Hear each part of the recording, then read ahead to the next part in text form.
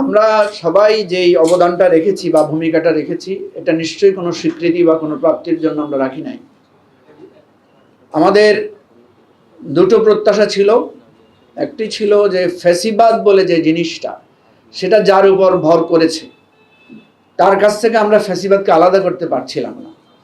যেমন আপনারা জানেন, সাপ যখন বিষ থাকে, বিষ আলাদা, সাপ আলাদা। বিষ নামিয়ে ফেললে সাপের আর কোনো মূল্য থাকে না।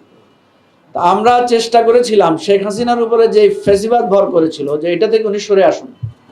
সেজন্য আমরা বারবার বলছিলাম যে আপনি আমাদের এটা নির্বাচন দেন, পদত্যাগ করেন। তার কাছ থেকে সেই বিষটা, তার উপরে যেই স্বৈরাচারটা ভর করেছিল, সেটা থেকে তাকে আবার স্বাভাবিক জায়গায় আনার, ওই যে সাপের বিষ নামানোর আমরা চেষ্টা করেছিলাম। যেহেতু পারি নাই, সেহেতু আমাদের কাছে মনে হয়েছে এই সাপকে মারা ছাড়া এর আর কোনো বিষ হয়তো নামবে না।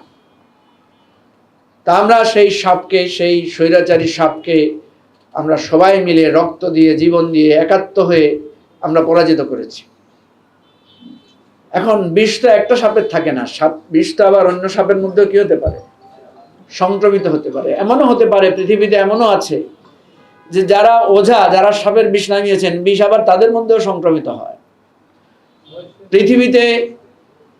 পৃথিবীর কথা বাদ দেই, আমরা আমাদের বাংলাদেশকেও যদি ধরি, যেই শেখ মুজিবুর রহমান বাংলাদেশ স্বাধীনতার নেতৃত্ব দিয়েছেন, স্বাধীনতার পর আমরা দেখেছি যে তিনিই বাংলাদেশের স্বাধীনতা গণতন্ত্রের প্রধান প্রতিবন্ধক এবং ধ্বংসাত্মক কাজের পালের গোদা হয়ে দাঁড়িয়েছেন।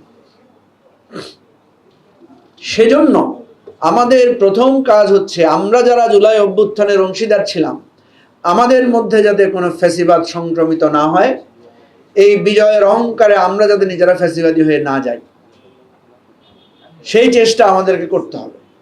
এবং এটা যদি আমরা করতে পারি, তাহলে আমাদের একটা প্রাথমিক বিজয় অর্জিত হবে।